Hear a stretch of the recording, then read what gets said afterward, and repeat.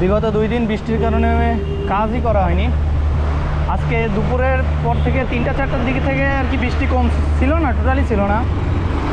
যেই কাজে নামছি, একটা অর্ডার ধরছি, আবার বৃষ্টি শুরু। এই বৃষ্টি আর ভালো লাগে না।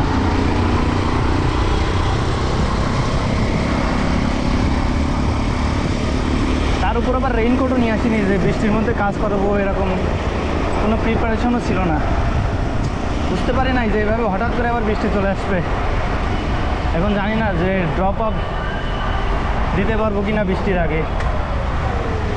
আল্লাহ আল্লাহ করে বৃষ্টি থামে গেলে হয়, কারণ 2টা দিন কোনো কাজ কাম করা হয় নাই, একেবারে বাসায় ফাও শুয়ে বসে দিন গেছে।